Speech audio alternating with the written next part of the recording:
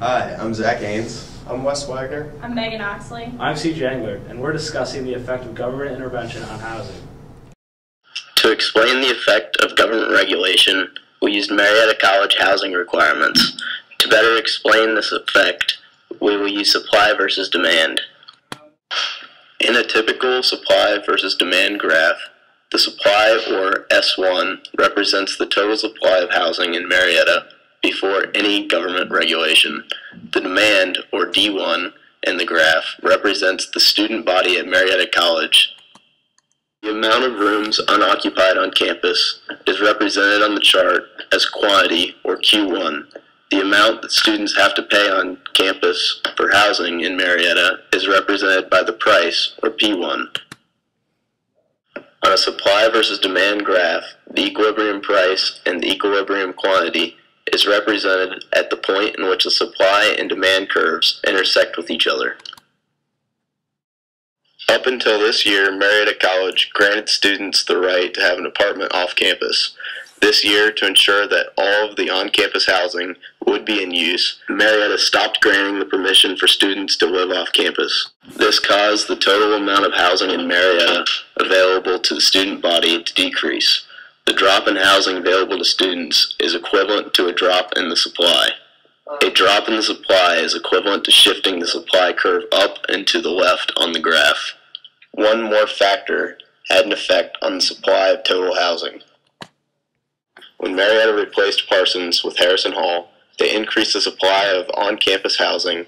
This small increase in on-campus housing would cause the supply curve to shift back down and to the right by a small amount.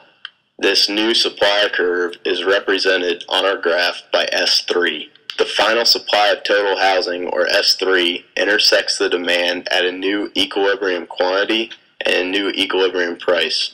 The new equilibrium quantity is slightly less than the original equilibrium quantity, Q1. This means that the total number of rooms unoccupied on Marietta College's campus has decreased. The new equilibrium price is slightly higher than the original equilibrium price.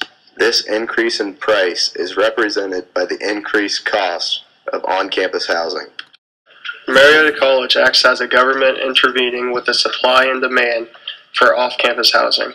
Before making all non-commuting students live on campus, the supply and demand curve was at equilibrium. Some students were living in off-campus housing that was cheaper than living in an on-campus dorm.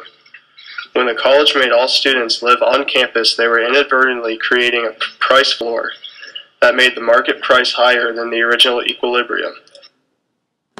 The amount of apartments and housing vacant off campus in Marietta is represented by the triangular area shaded in pink on our graph.